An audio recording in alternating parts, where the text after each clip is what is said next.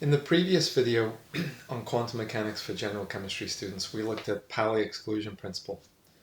And we know the Pauli exclusion principle says that no two fermions in the same atom can have the same four quantum descriptions, so the N, L, ML, and MS. And we saw that there was a way to look at the Pauli equation, which essentially is a determinant equation. Technically, it's the Slater determinant of a 2 by 2 metric matrix. There's another rule that we need in general chemistry for quantum numbers, and that's Hund's rule of maximum multiplicity. In fact, there are three Hund's rules, and we'll be looking at the first and the second of Hund's rules today. So the first one we'll look at is Hund's rule of maximum multiplicity, and we'll see what that means. So I've gotten some busy work out of the way here, so we can just focus on the chemistry a bit more. Some definitions to begin with. Let the total spin equal the sum of the individual spins. Let the total orbital angular momentum in the z-axis equal the sum of all the magnetic quantum numbers. Okay. So, first of all, Hund's rule follows a binomial distribution. And a binomial distribution is n factorial over I factorial n minus I factorial. So again, Hund's rule follows a binomial distribution given here, and we'll state and explain what we mean by n and I. So n here means the number of available locations. So what do you mean by locations? Orbitals. So essentially we're going to fill, using this binomial distribution, we're going to demonstrate Hund's first rule of maximum multiplicity by adding 2 electrons to each of these orbitals here. We'll see that there's going to be 15 ways to add 2 electrons to p orbitals if you only have 2 electrons. So let n by definition be the number of available locations in our orbitals to accept the electron. Let I equal the number of occupied locations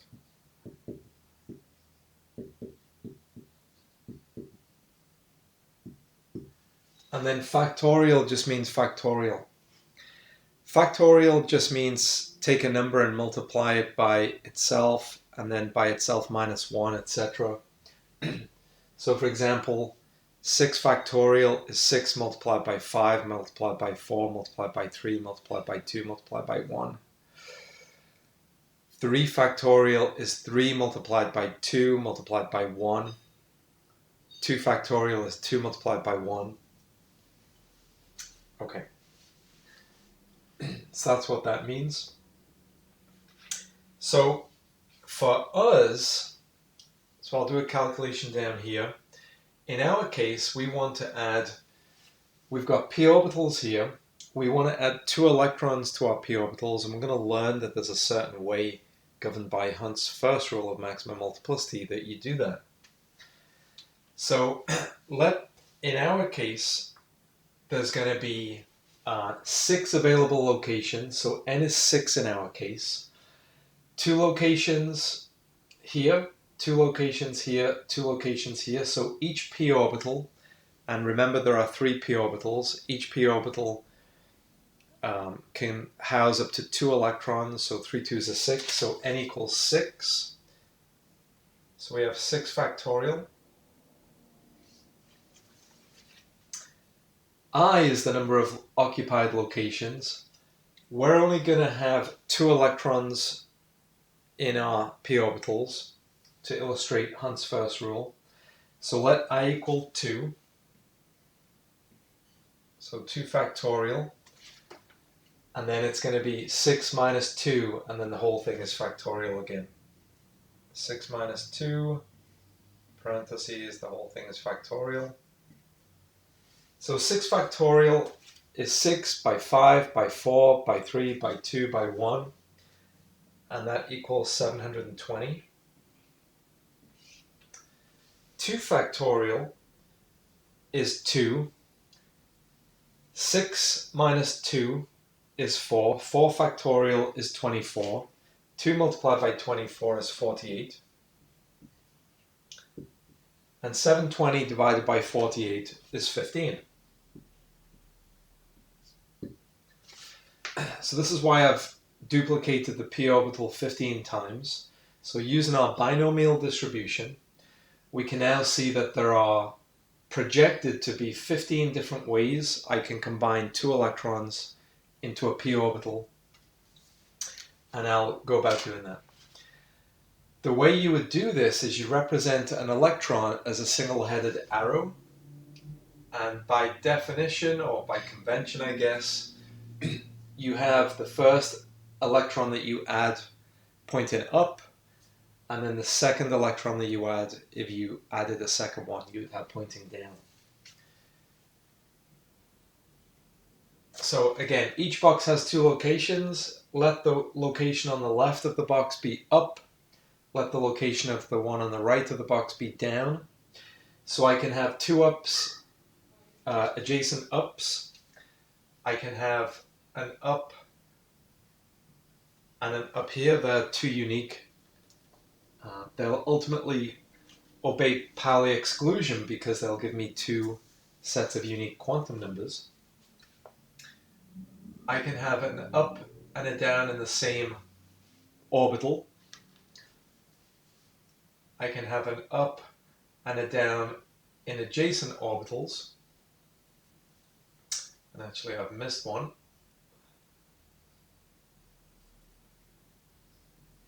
This one. And then I can have an up and a down in adjacent orbitals. So essentially, if you put 5 ups and then you go up, up, and then down, down, down, these are 5 unique ways I can have an electron up in the -1 ml box or orbital, and then I varied with the other possible locations for the second electron.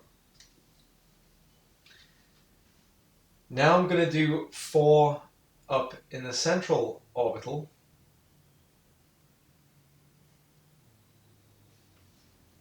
And now I'm going to vary the second electron in so that I get a different result each time. So I can put an up here. There's no point in me putting an up here because it would just mimic the first result I had. So I've got to come up with unique. I know a priori there are 15 unique ways to do this. So now I'm just trying to visualize what they look like. I can have down here. I can have up and down in the middle. I can have up and down over there. So they're all unique. Then I can have 3 different ways that I can vary the electron up in the last orbital.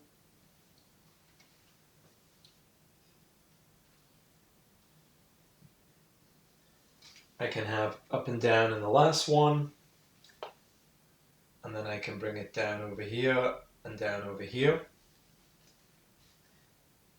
Putting it anywhere else would mimic one of the ones above. And then finally I can have exclusively all down.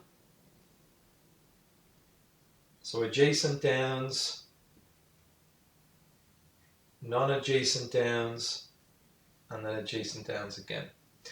So again, I was trying to add 2 electrons to p orbitals. I knew a priori from the binomial distribution there were 15 possible ways to do it.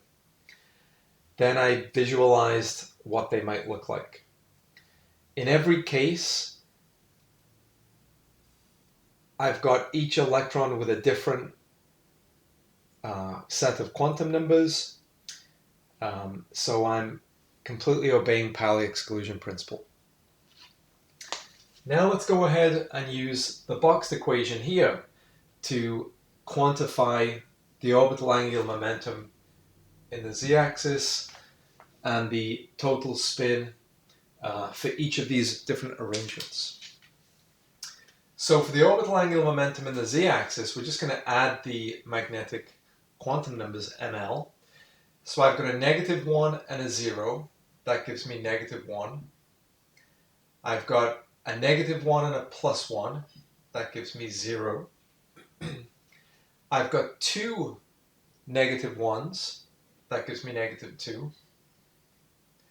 I've got a -1 and a 0. That gives me -1. I've got a -1 and a +1. That gives me 0. So maybe I'll underline that. I've got a 0 and a +1. That's +1. A -1 and a 0. That's -1. Two zeros. So that's 0. A 0 and a +1. So that's +1. And I've got 2 for the 10th arrangement here. I have 2 +1, so that's +2.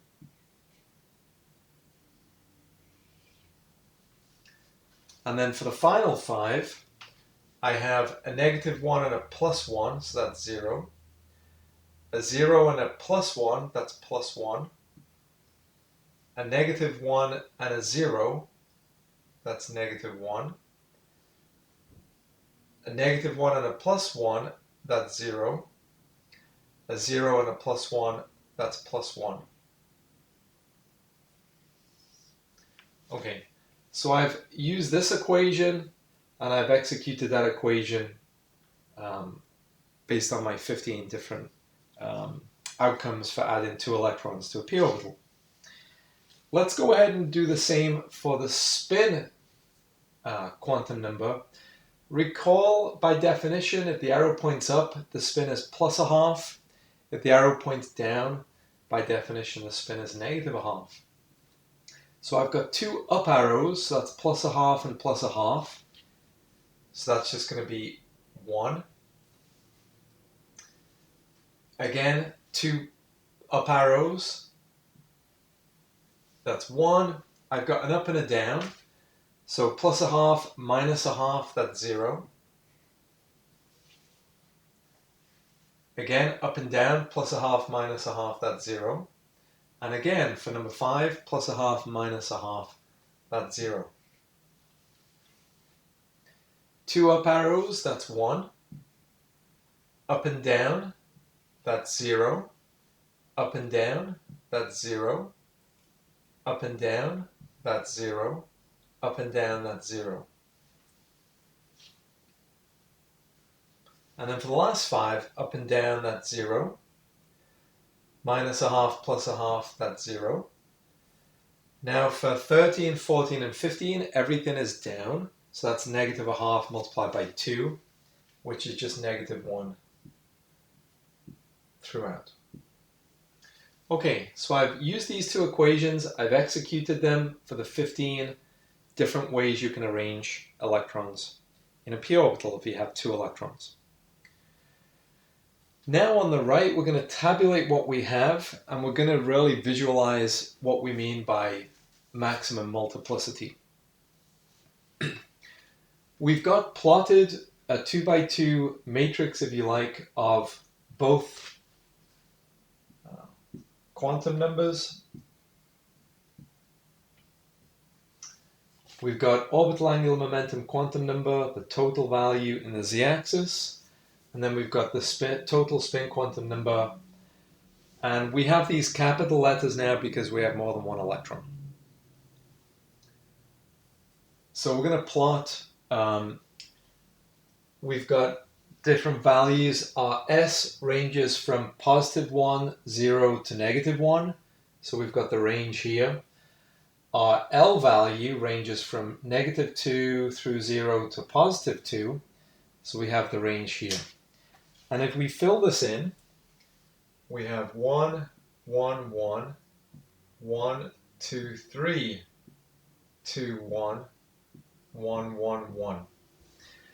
These numbers just represent the multiples of different values.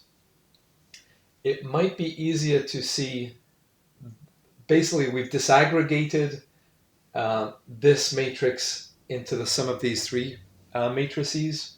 It might be easier to look at these and then go back. I guess you'll be the judge of that, which is easier. But we just look at how many times have we seen a certain value.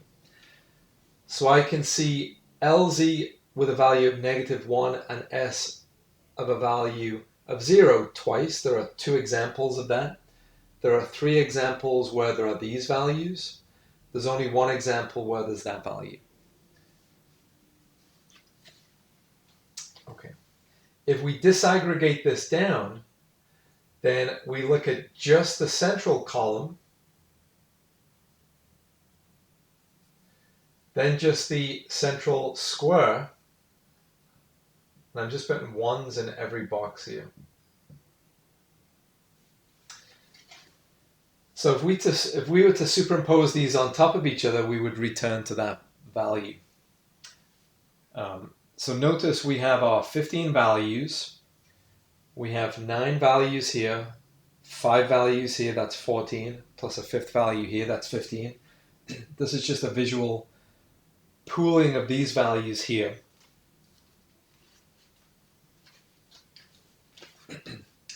Now, by multiplicity, we mean 2s plus 1. So we want the numerical outcome of 2s plus 1 to be as high as possible, and that's Hund's first rule. This will allow us to gauge how to fill electrons according to Hund's first rule. So let's look at these. First of all, we notice that L has 5 values. It's a capital L, so I know it's a D state, but because I'm using a capital L, I'm going to give it a capital D. If I had a lowercase l, I would use a lowercase d. I know this L value has 3 values.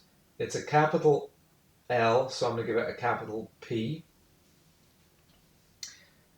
And I know this L value only has 1 value, 0. It's a capital, so I'll give it a capital S.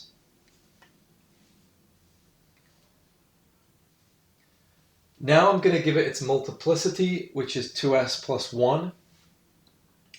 2s plus 1, well, I can see that S is 0 for the D state here. So we have 2 multiplied by 0 plus 1 is 1. So I have 1 as a superscript, and then D. For my p-value, I have L ranging from plus to minus 1, so L is 1 for p. There are 3 S values, which I guess I haven't labeled.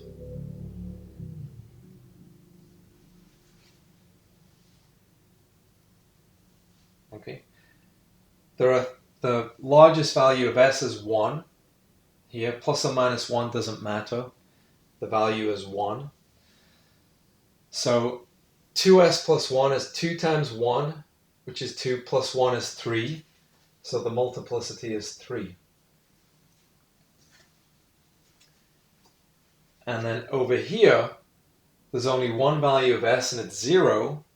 So again, 2 multiplied by 0 plus 1 is 1.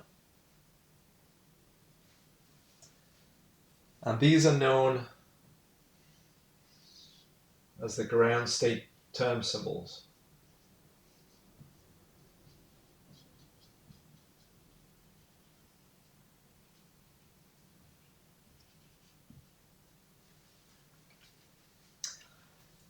So what we're doing here is we're writing L 2s plus 1. We could include total orbital angular momentum, but that would take us a little bit beyond general chemistry, so we'll leave it at here for now in this course. So Hund's rule of maximum multiplicity essentially says you want to, or the electron is most stable, has lowest energy, is in its ground state, which means lowest energy, when you have maximum multiplicity. You can see here the 1, this is called a singlet state.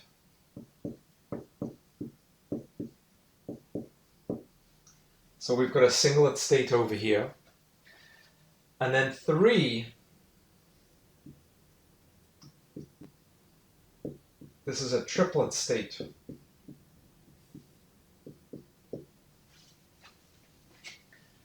So if I want to maximize my multiplicity, 3 is the maximum. 3 is higher than 1. Notice also that there are 9 different ways to do this. There are only 5 ways to do that and 1 way to do this.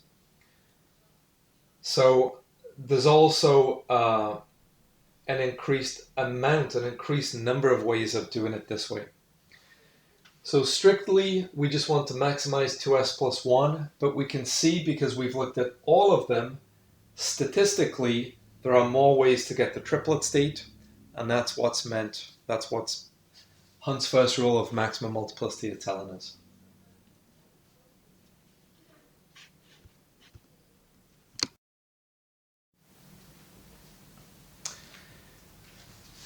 So next we're going to look across a single period in the periodic table, so I've chosen period 4.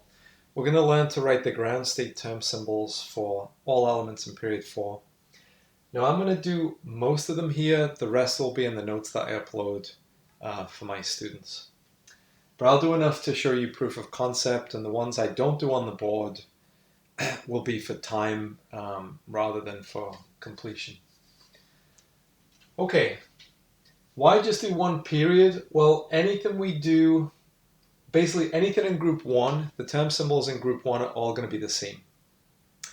The term symbols in group 2 are all going to be the same. So once we've done these members of group 1 and group 2, all of the members are the same. Likewise, when eventually we get to the P block, once we've done one member of group 13, all other members in group 13 are the same. So it suffices to just do one member. The D block is different. So we'll only concern ourselves with the first row transition metals. The second and beyond rows of transition metals are different. So we can't make that same application of consistency. So any ground state term symbol in the S block will be the same as the member above it. So any group will be the same, as all group members are the same. P block, all group members will have the same term symbols. Not true of the D block, so we have to be careful of that. Okay. And we're only interested in valence electrons. So if I take potassium, it's in group 1, it's an alkali metal, and it's got one valence electron, which ends 4s1, so it's in period 4, shell 4, subshell S, and there's one electron. I've written it in an orbital here, and here's the magnetic quantum number ml. It's pointing up. There's only one spin, so capital S is the sum of all the spins, so it just sums to plus a half.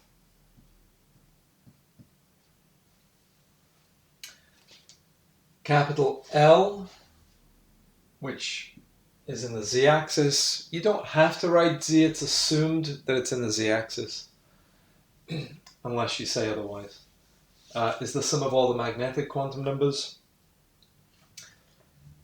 The magnetic quantum number is 0, so the sum of 0 is just 0. And then our multiplicity, our Hund's first rule of maximum multiplicity, twice L plus 1. Well, that's twice a half, which is 1, plus 1, which is 2. So the term symbol, the ground state term symbol, is just going to be, it's an s orbital, so it's going to be s, and then the multiplicity is 2, so it's going to be 2s. Calcium has got 2 valence electrons. Spin up and spin down. They're anti-parallel so that they have different quantum numbers. So we've obeyed Pauli exclusion principle here. They're in an s orbital. I've got a plus half and a minus a half. Add them together, they give 0. Again, they're in an s orbital, so by definition L is 0. So 2s plus 1 is going to be twice 0 plus 1, which is 1. So it's a s with a multiplicity of 1, so it's 1s. You would call this multiplicity a doublet. You would call this multiplicity a singlet. Moving on to scandium, so we enter the first row transition metal. 4s2 3d1. We only need to concern ourselves, although there are 3 valence electrons, we only need to concern ourselves with the d orbital because the s orbital is full. So we would just put this one d electron in its first d orbital here. It doesn't matter if you reverse these and have the positive over here. It doesn't matter. S is going to be plus a half because there's only 1 electron. L is going to be -2 because we've put the electron in the -2. Again, if you flip this and wrote +2, it doesn't matter. It's still going to be interpreted as a D term symbol because of the number 2. So L is -2 because we put it in the -2 box. 2s plus 1. 2 halves are 1. Plus 1 is 2. So it's going to be 2d. 2 because 2s plus 1 is 2. And d because L had the number 2 in it. It's got nothing to do with the fact that it's negative. Okay. Titanium, we've got a second d electron.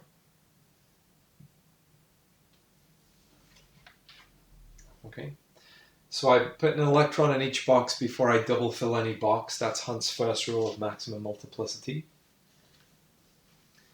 2 up electrons, that's s equals plus 1.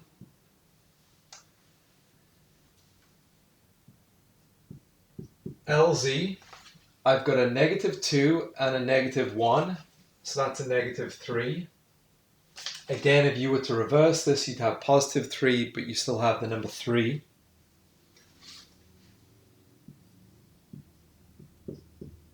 Two s plus 1 are 2 1s plus 1, which is 3. L equals to 3 means it's the F term symbol, and 2s plus 1 equal to 3 means it's in the triplet state. So 3F. Vanadium, we have a third d electron.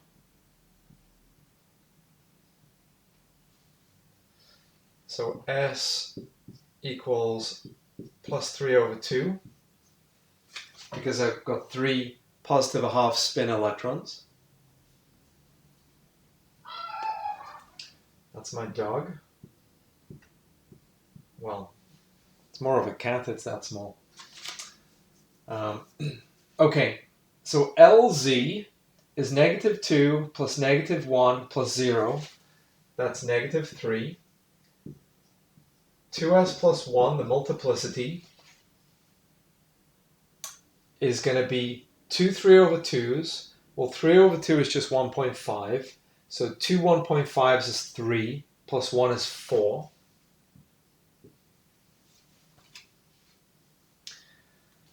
L has the number 3 in it, so it's state term F. The multiplicity is 4. So the ground state term symbol is 4F. Chromium I've marked here with an asterisk because chromium has an unusual electron configuration.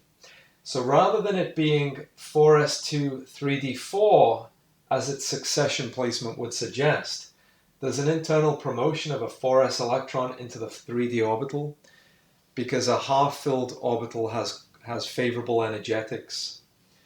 So we promote here to go from 4s1 to 3d5. Now I've got a partially filled s orbital, so I need to consider the s orbital again. I never considered the s previously because it was full, with the exception of 4s1, and I did include that. Okay, so let's have a look. We've got the 4s1 electron is in here, and then I have a single electron in each of these orbitals. So there are my 6 valence electrons. So I've got 6 positive half spin electrons, so s equals plus 3.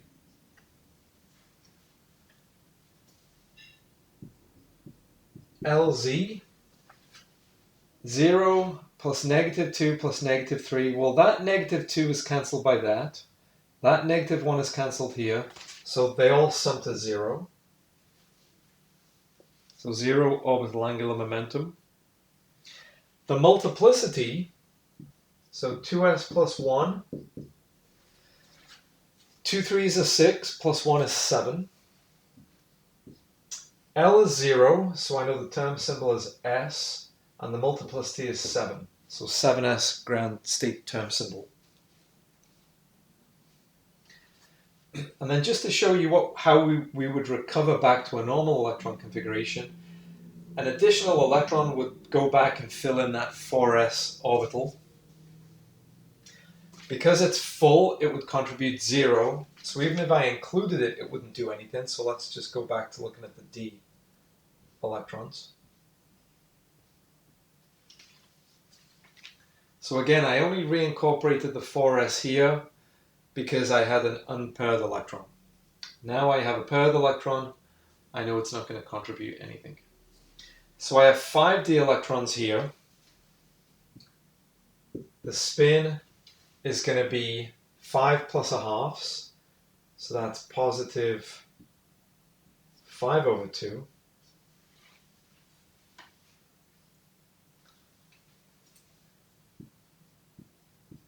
Lz, well, the negative 2 cancels the positive 2.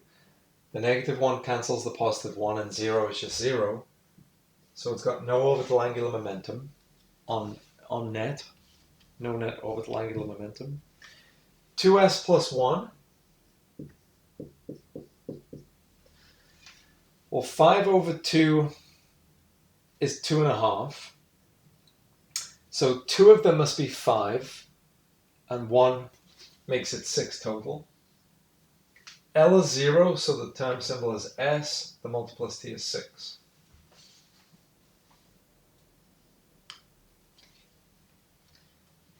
Okay, the next board will be a look at the 6 members of the P block in the periodic table.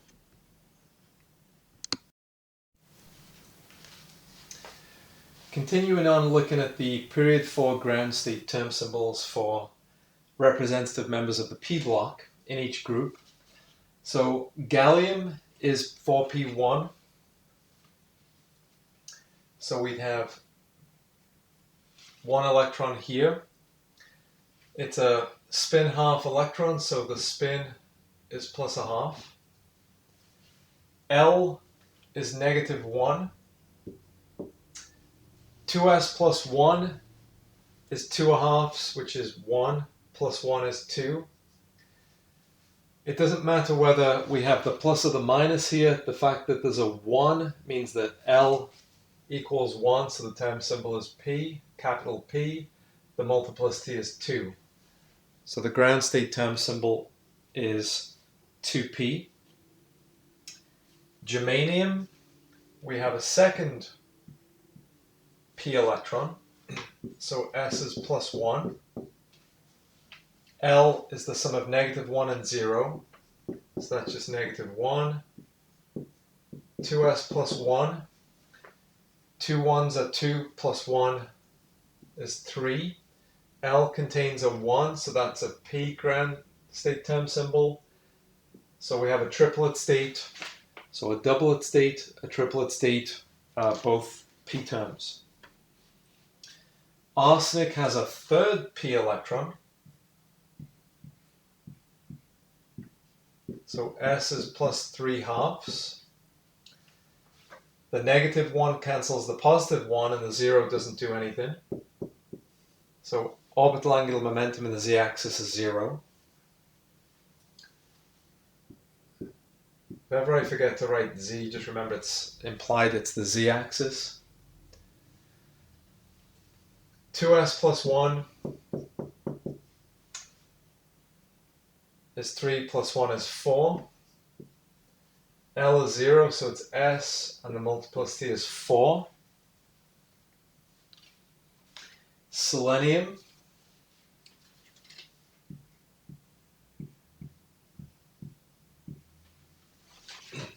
Notice I can't put the second electron up because then I'd have two identical spin quantum numbers, both spin 1/2. So they can both have ml -1 so long as one is ms plus 1/2 and one is ms -1/2.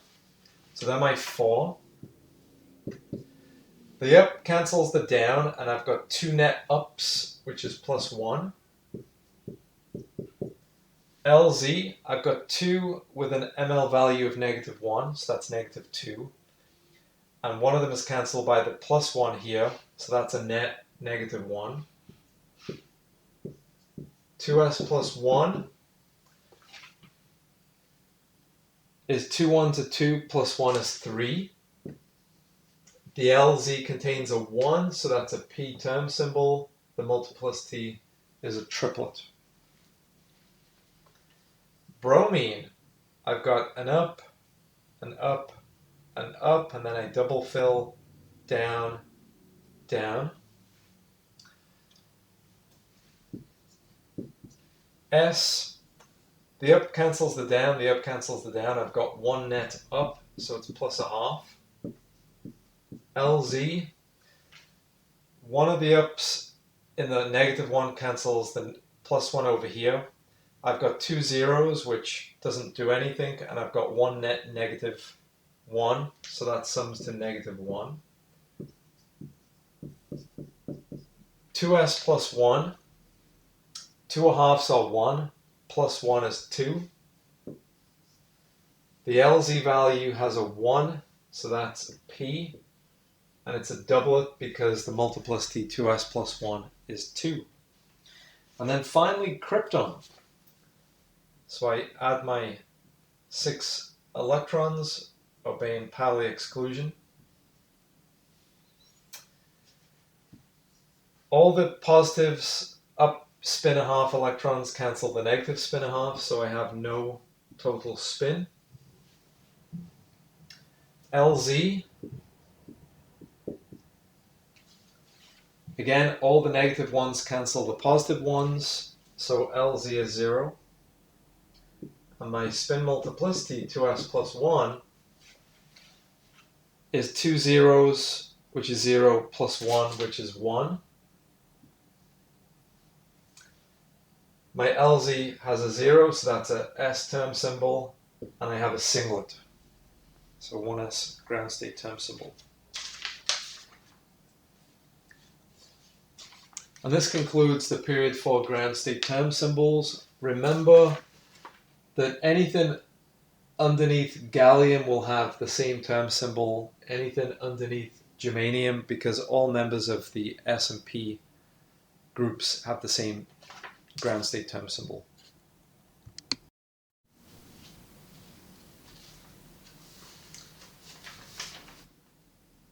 Next, let's look at some typical quantum number questions that you might be asked in an assessment in general chemistry. So typically you'll be asked to do something like this. Write quantum numbers for all electrons in oxygen or any given atom. The strategy would be to identify how many electrons you have. So here I have 8. And then to write the electron configuration. 1s2, 2s2, 2p4. So I can see my 2, 4, 8 electrons.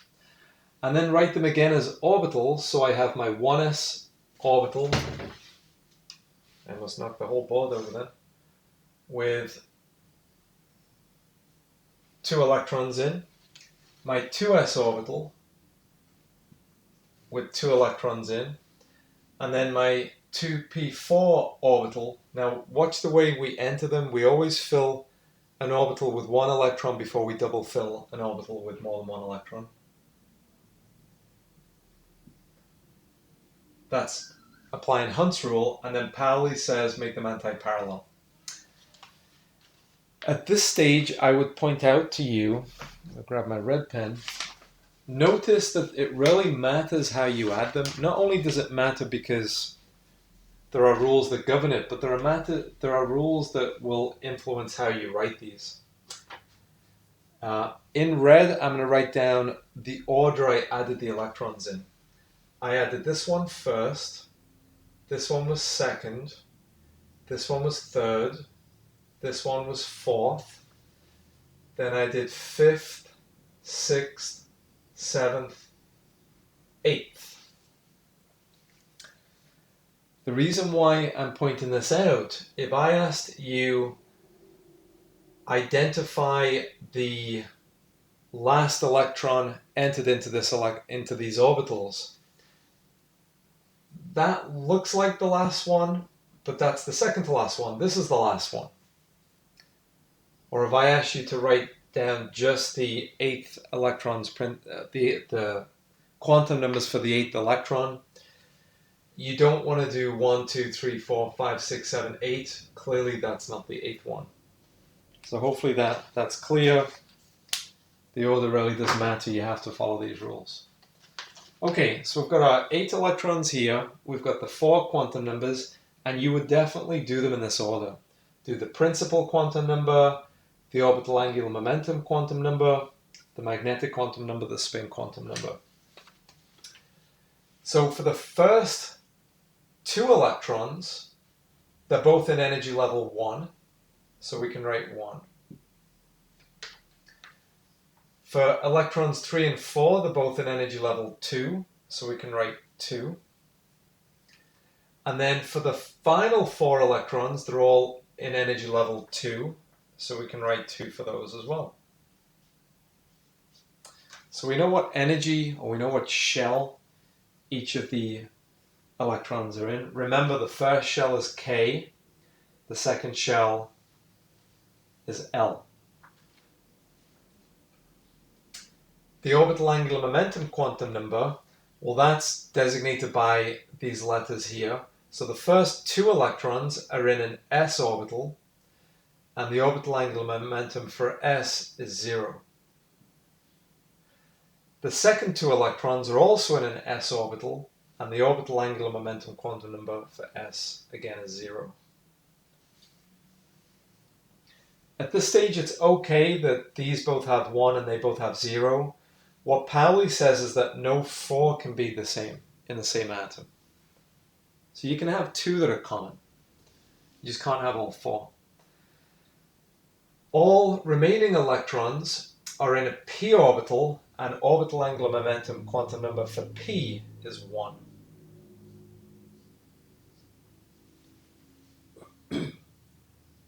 ml, I've listed the ml values up top here. So for the first 2 electrons, in fact for the first 4 electrons, ml is 0.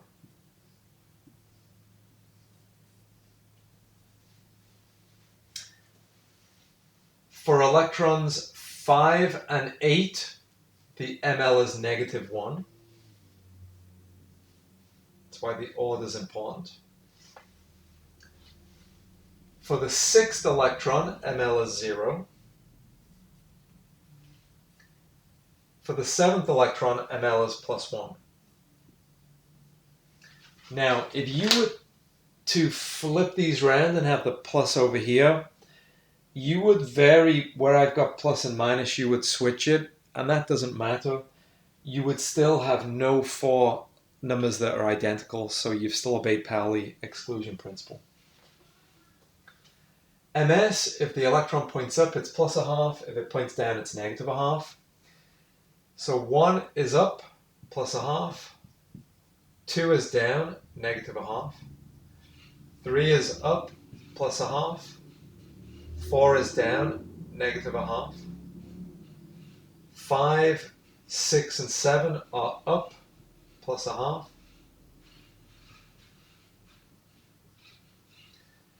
8 is down, minus a half. So we've obeyed Pauli exclusion principle.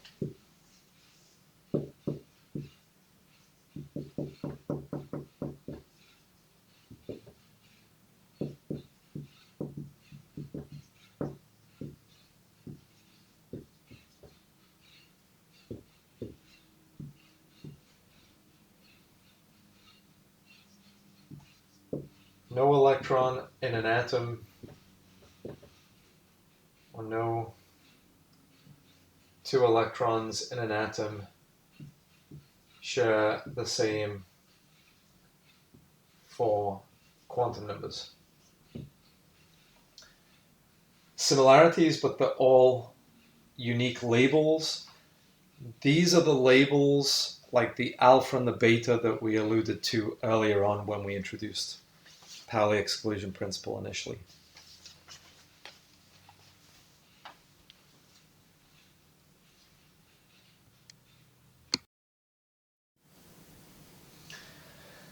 So this will conclude the video, and in closing, this video has been looking at, I'll just summarize the video. This video was looking at Pauli exclusion principle and Hund's first rule of maximum multiplicity. So we've learned that labels matter when it comes to subatomic particles for fermions. So there are another type of particle called bosons that we were not interested in this video. But for fermions, and examples of fermions that obey Pauli exclusion principle are the electron, the proton, and the neutron, which make up atoms, so they're of relevance to us as chemists. They obey Pauli exclusion principle, and Pauli theorized that the only way to explain the universe is that the labels matter. Otherwise, everything could coalesce at a single point and the universe wouldn't have a size. So that makes sense. Notice in thinking back on everything we're doing in the sequence on quantum mechanics in this video in particular, notice we're learning how to count small quantum numbers. At no point are we talking about what the objects that quantum numbers represent. So we've been talking about electrons, the wave function of an electron. Today we saw that Max Born's interpretation that the probability squared of the wave function, the wave function squared, he interpreted as the probability of locating the electron. But he doesn't say what the electron is. Did he not know? Of course he knows the answer to that question. It's a stupid question. Because the electron doesn't have pieces, or rather, without going off on a tangent, asking what the electron is the wrong question. It leads to poor answers. Asking what quantum numbers can characterize an electron in a given state, they're good questions and they lead to fruitful answers. So again, notice, if you go back and watch this video a few times, you'll notice that we're quantifying measurements of subatomic particles. We're not focused on the subatomic particle itself. And I think that's key, especially as you're learning this content, and you should keep that in mind as you learn more about this type of content.